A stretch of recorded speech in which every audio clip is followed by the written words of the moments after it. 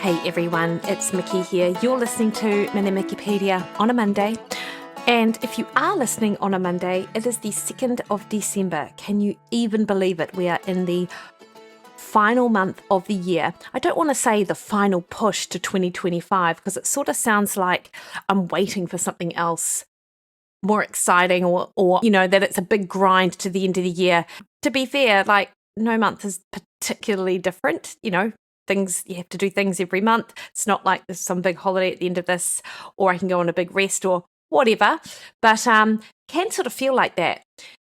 It's a festive season. Lots of us will be putting our trees up. Many of us might have an advent calendar. We've got one at our house. It's a beer jerk one. So we get to sample 24 delicious beers across the course of December, albeit probably won't sample them each day because trying to avoid getting back into the habit of drinking every day. So might just, save them up and sample a few at a time. But the anticipation of looking at what's behind the door every day, I think that's the most exciting thing about an advent calendar, really, isn't it? And then, of course, meanwhile, Mariah Carey's going in the background. You've got the Pogues. I'm actually starting to look forward to the month of Christmas songs too. And it did get me thinking, obviously, you can get so inventive when it comes to advent calendars. So I thought I would put together an advent calendar for you. And what you might want to do is take the transcript from this episode, write it down, or in fact, if you're subscribed to my emails, then you would have received this in your inbox this morning of 24 different things that you can do that move you towards the person you want to be. You might already be that person, which is fantastic. And then you're just continuing to grease the groove of you being the best version of yourself. But interesting though, I was chatting to my friend Grant, who will be in a podcast interview and that will be released in a couple of weeks. And we were talking about the fact that your best work is still ahead of you. Because ultimately, you don't really want to think that the best work that you've ever done is behind you, because it sort of makes the rest of your, I guess we were talking about it in a professional sense, the rest of your professional life a little bit, well, not worthless, but there's no goals attached. So if you can continue to work towards something, just makes for a more enjoyable, satisfying experience. And so when I say that I've put together 24 different things for you to become the best version of yourself, doesn't mean you're not already awesome. It just means that you get to enhance what you've already got in front of you. So I'm just going to kick it off. Firstly, tip number 1, reverse engineer your day. So when it comes to your diet, and think about this across the course of a week, actually, if you plan your sort of social occasions and indulgent meals into your sort of daily intake or weekly intake, then outside of those meals, plan to adjust them a little bit. So, for example, if you're going out for dinner tonight and you know it's going to be a 3-course or 4-course degustation, you're going to have a couple of drinks, etc., try and make your other meals of this day be higher protein, lower carb, lower fat than they generally would be. Now, I don't suggest that you want to starve yourself all day and not eat anything, because I think that would actually be a bad idea. But choose to have lighter meals that are protein rich, fiber rich, and be very lean on the fat and the carbohydrates. So you're able to regulate your blood sugar across the day, but you've saved some calories for the evening meal.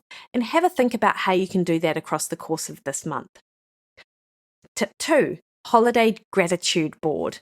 Shift your focus from food to other meaningful moments. We can get very much tied into the food at this time of year, understandably, but holidays are also for being appreciative of those around you. So create a gratitude board and add one thing daily you appreciate about the season. And it might be about the people, it might be about your work life, it might be about anything at all, but practice gratitude on a daily basis and write it down. Number 3, so focus on holiday-specific treats rather than indulging in everyday foods. And this is a big one because so often there are morning teas at work, there are people bringing cakes and biscuits and whatnot, and sometimes these can just be foods that are around every single day and they are not only available at Christmas. So when you are indulging, make sure you're savoring something that you would otherwise not have at this time, at any other time of the year, like, I don't know, homemade gingerbread, or maybe trifle. I mean, trifle is often a Christmas sort of base dish, that kind of thing. So really pick and choose what it is that you're choosing to eat. Number 4, turn holiday music into a fun workout at home. Why not? So create a 10-minute playlist of festive songs and dance to them for a cardio burst. Movement is movement, people. And so if you love Christmas music and you're not much into exercise, or you haven't managed to get in because you've been super busy, why not turn your house into some sort of dance party? Number 5, on the workout front, mini workout snacks. So if time is tight, break exercise into small chunks throughout the day. So do 10 squats, 10 push-ups, and 10 lunges whenever you have a spare moment, and try and do this 3 to 4 times across the course of a day. It makes a huge difference. And in fact, there's good research showing that breaking into 10 squats every 45 minutes gives you the same glucose benefits as going for a walk after a meal, which is pretty incredible. Number 6, obviously I love and I talk all the time about protein, but number 6, why not focus on fiber? Use fiber to keep you full and balance your blood sugar during these indulgent meals. So add chia seeds or psyllium husk to your morning smoothie or drink. Raspberries are another super high fiber option. Look on an app like Chronometer or Easy Diet Diary and look at the 10 most fibrous foods and try to add 2 to 3 of them to your daily meals. Tip 7, create a no stress zone. So identify a specific holiday trigger, which might be, say, a last minute shopping, and prepare in advance. So an actionable tip from this might be that you do 15 minutes of holiday prep to reduce overwhelm. Figure out what you need to do to avoid rushing to the shops December 24 to panic buy a bunch of different things for people. And in fact, your action might be not to bother doing that at all and giving people the things that aren't gifts, but do anything that is going to help reduce that stress by planning in advance. And it's much like food, right? And exercise. Anything that can reduce the pressure always really helps. Tip number 8, holiday movement challenge.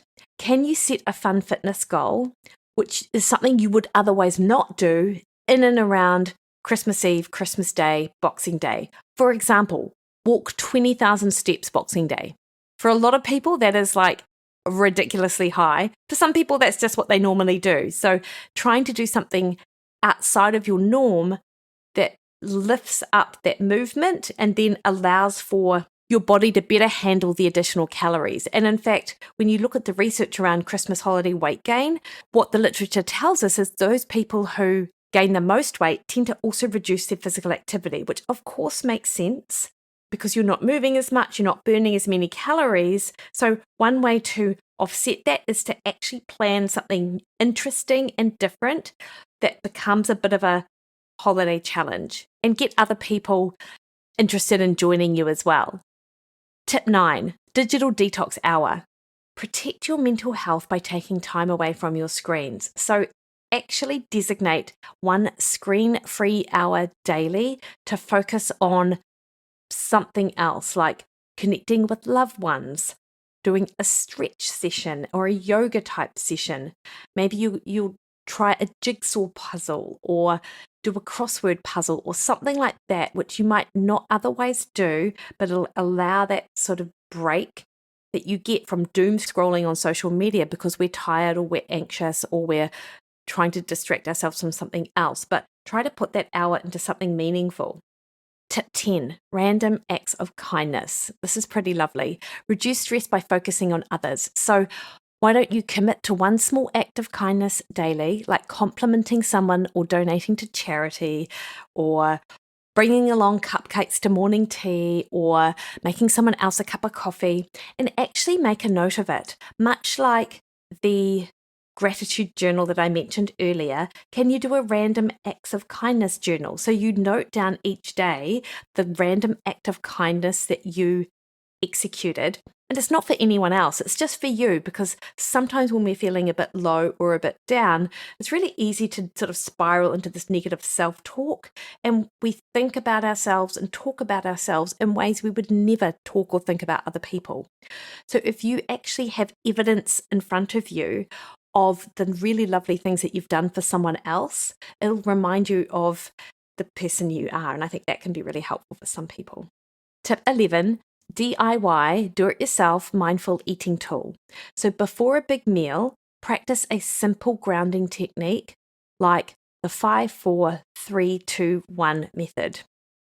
So take a moment before eating to notice 5 things you see, 4 things you hear, 3 things you feel, 2 things you smell, and then 1 that you taste.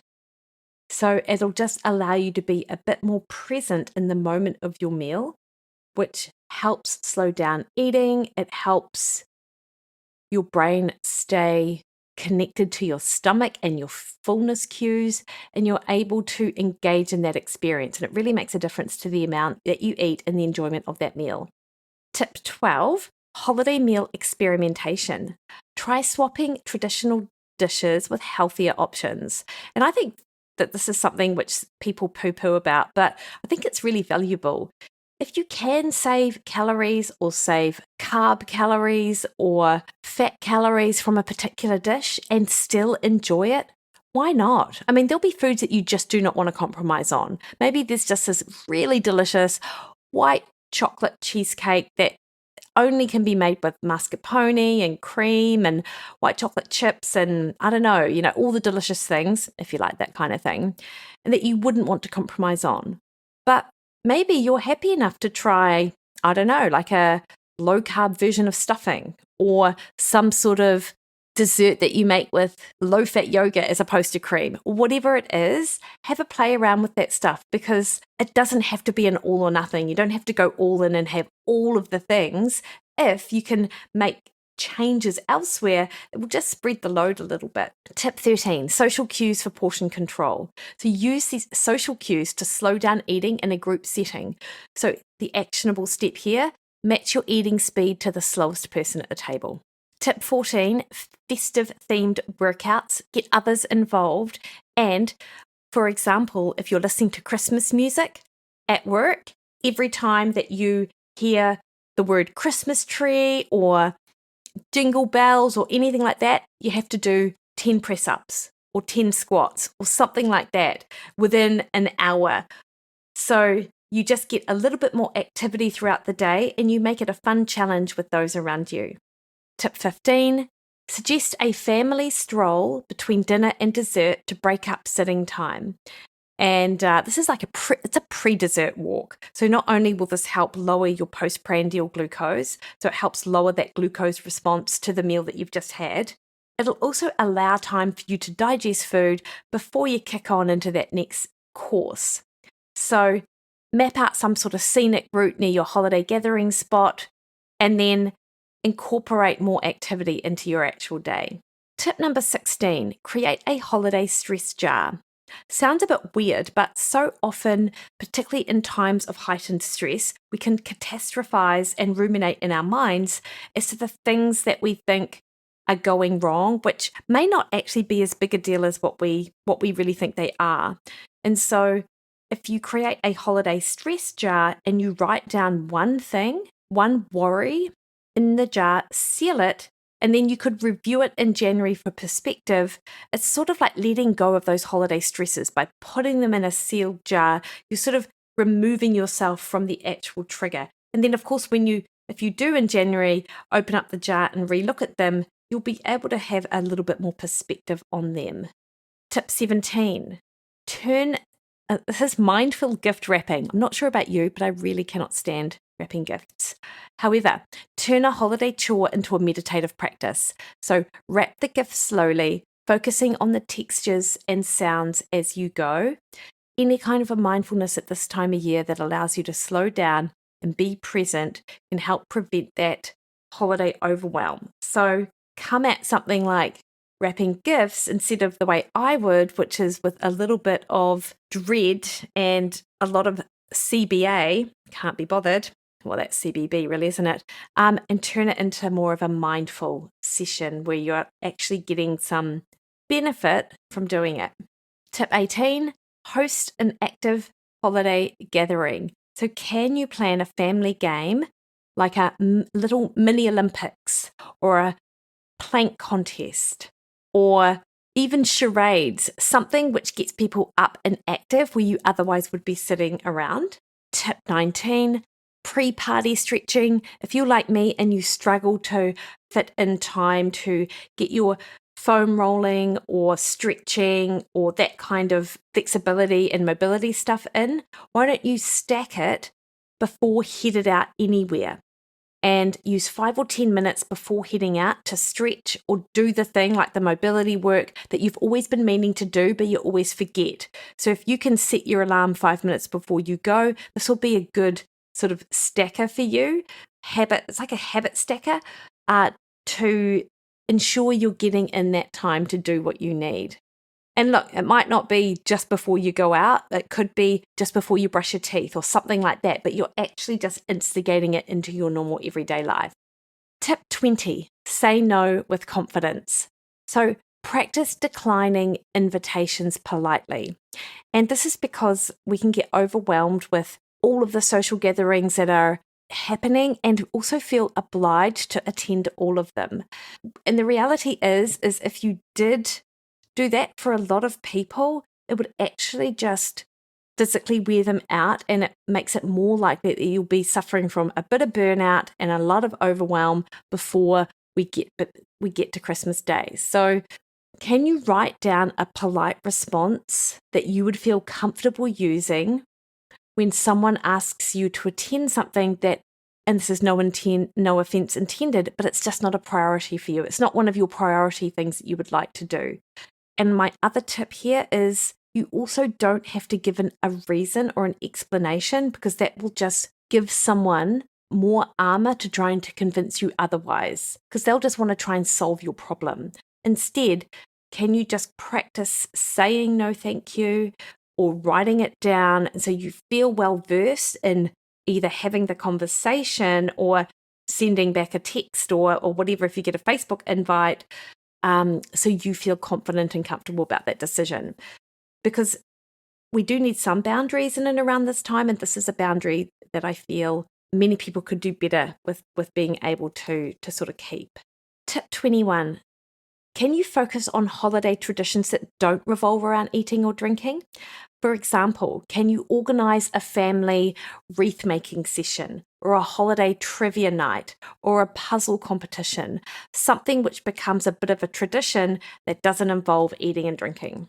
Tip 22, set a holiday health mantra. Choose a simple phrase to say motivated, like progress, not perfection, or act as if, or be it till you see it. So write your mantra down on a sticky note and place it on your fridge or mirror as a reminder. Tip 23. Hey, this is one we could all do regardless of time of year, but can you make holiday shopping an active outing by parking further away or walking to the stores or always taking the long route around, that kind of thing? I have a friend who, to get her steps in, she goes down to the local shopping mall and does laps around there, which is actually a really good idea, particularly if the weather is a bit trash, the way it is right now. So track your steps while shopping and aim to hit your daily step goal. So that's a good actionable tip from that. And then finally, tip 24, the last of the Advent calendar tips. Can you create a calm evening routine to combat the holiday stress and promote better sleep? Sleep is our biggest recovery tool, and it is one of the first things to go when we've got a really tight schedule. So can you spend 5 minutes writing down tomorrow's to-dos and 5 minutes stretching before bed? So these are all tips that help hopefully balance some actionable advice with a little bit of creativity, a little bit for some of you, that hopefully will just add to your holiday toolkit. And I know probably many of these you've thought of before, and a lot of these things we do think about and don't actually do. So maybe the best gift to yourself this December, pre-Christmas gift, is to put into place some of these things that allow you to keep showing up as the best version of yourself in a time of year that is so frantic and so busy. Anyway, let me know what you think and let me know if you do it. Hit me up on Instagram at Mikki Williden. That's also my username on Twitter and on Threads. And of course, Facebook at Mikki Williden Nutrition. You guys have the best week. See you later.